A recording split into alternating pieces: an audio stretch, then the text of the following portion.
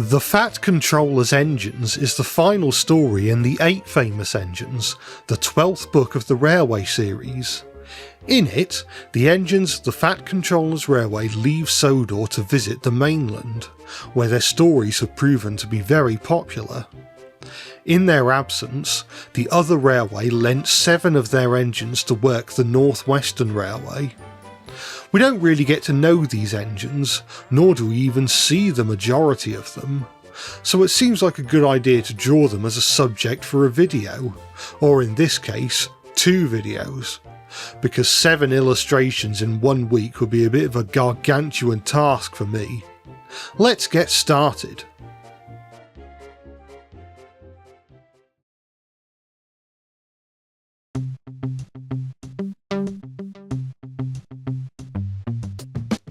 Jinty is the character we know the most about. They're the only one to appear in more than 1 illustration, and Thomas even speaks to them, although they do not speak back. The most we get is an illustration of Jinty laughing at Thomas's misfortune as he rams a set of buffers, putting him out of action. Luckily, it seems but by that point, Jinty had learnt all they needed to learn about running the branch line. I decided to illustrate a scene where Thomas and the other engines are departing from Knapford Junction to head to the mainland, remembering that Thomas is at the back of the cavalcade behind Duck. Jinty is glad to see that Thomas is alright, but also surprised at just how quickly the workmen had managed to repair him. Thomas is also happy to see Jinty again one last time, being pretty confident that his branch line is in capable buffers whilst he's away. At any rate, Annie and Clarabelle will be alright as they're going to the mainland along with everyone else. You might just be able to make out a non-corridor coach in British Railways crimson behind Jinty. For this video, I've decided to base the majority of the visiting engines on those that worked in or around Barrow-in-Furness during 1956. I've been using the brilliant resource that is Shedbash UK to do this. As a result, I've given Jinty the number 47287, a number belonging to a Fowler 3F that worked there during the time period. Jinty was mainly used to shunting and station pilot duties and was very excited to have a go at passenger trains for a bit of a change. Perhaps they got a bit too excited. Jinty was a fast learner, but had a tendency to daydream or do things without thinking first. Luckily for everyone involved, no major incidents occurred during Jinty's time on the branch line. But once or twice they would have overrun a platform and have to back up again. Jinty was apologetic when this happened, and the passengers were somewhat understanding of Jinty's situation, the whole not generally working on branch lines thing, even if said passengers would have preferred a more efficient, incident-free train journey. Jinty did a decent job running the line, but all the same, the passengers were delighted when Thomas returned to Sodor.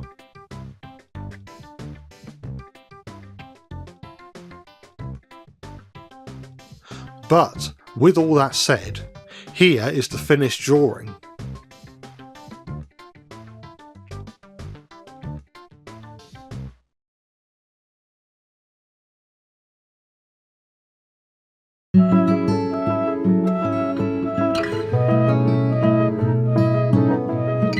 Whilst Jinty was happy with her temporary work placement, not all the visitors shared that enthusiasm.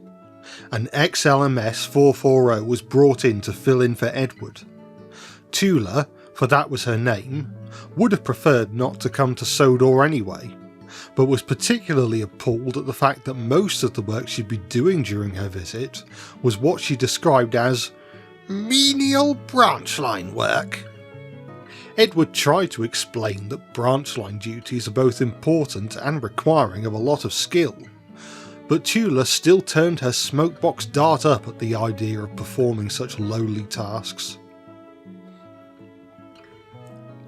Several Fowler 2P 440s were stationed at Barrow during 1956. but the majority of them had the shed code 12A for Carlisle Upperby. Only one, 40654, had the Barrow in Furness shed code of 11B, and that's what I've gone with for this illustration. I figured that I'd use a Fowler 2P as Edward's stand-in, mainly because the 2Ps always reminded me a bit of Edward. I think it comes from skimming through Hornby catalogues as a kid and likening the various models in their regular range to Thomas characters. I still believe that Hornby should have used their 2P model to make Edward in their Thomas range. I'm not sure what they were thinking by using a D49 as the basis. It just doesn't evoke the character in my opinion. Tula continued to belittle and sneer at Edward during the whole time he was mentoring her. Edward pretended not to mind, but internally he was seething with rage. I do have something of a conclusion for this story, but as it involves a character that won't be introduced until part 2, it will have to wait until next week. Until then, I'll leave you with this image of Edward and Tula in Wellsworth Yards. Tula has just learnt that she'll be shunting trains and helping other engines up the hill, which is perhaps something of a breaking point for her.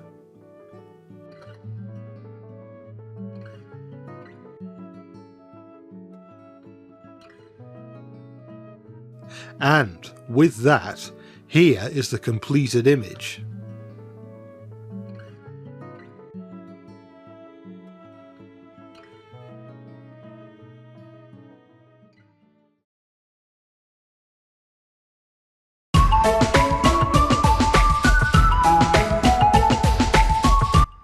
In contrast to Tula and Edward being a match made in the smelters yards, Henry got on really well with his stand-in.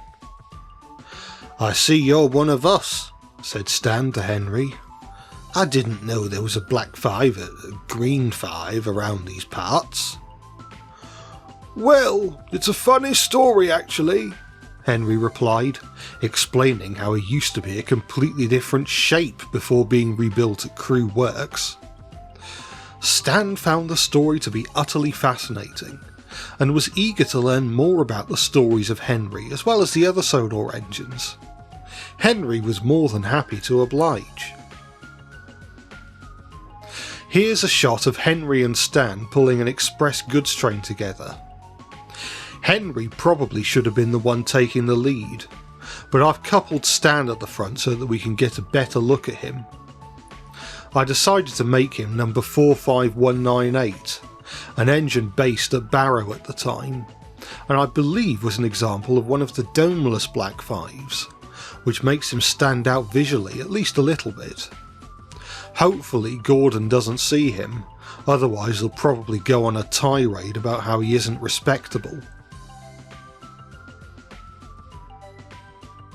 Going back to the original story, I've always been fascinated by the differences between the Railway series book and the TV series adaptation.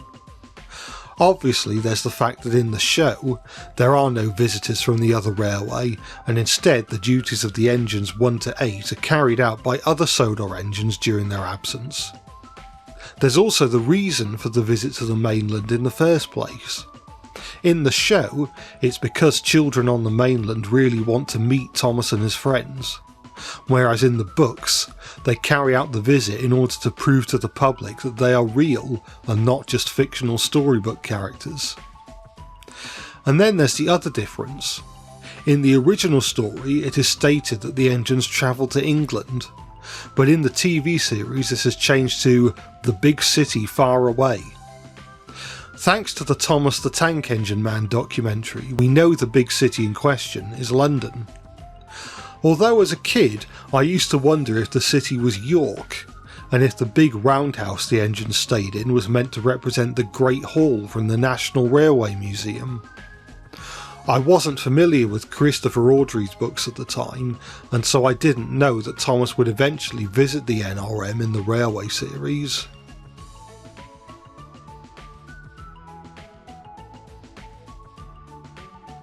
But, with that said and done, Here is the completed illustration.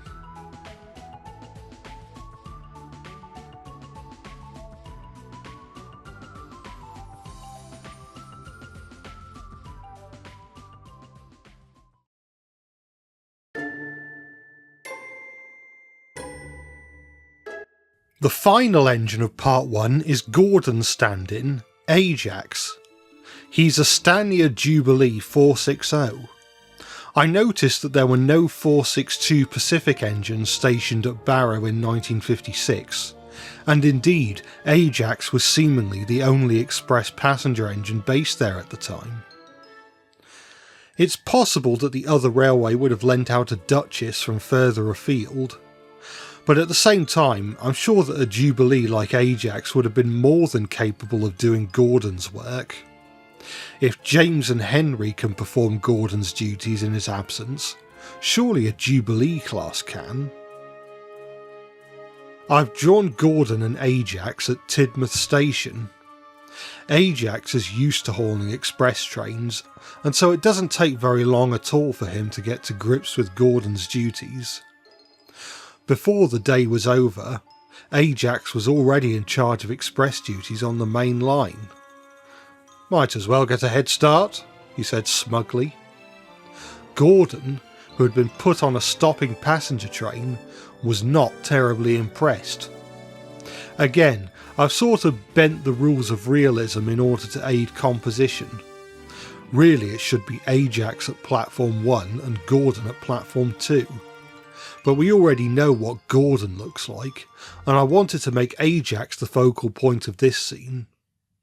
Perhaps it was a last minute change of plan, and the two engines will swap platforms soon.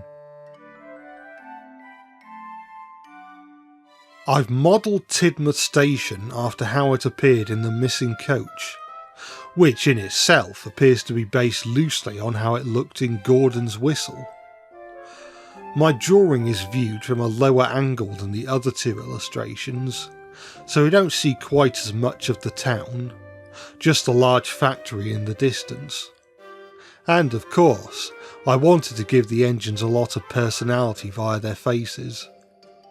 Gordon is looking a bit miffed to say the least, whereas Ajax knows he's winding Gordon up just by doing his job well.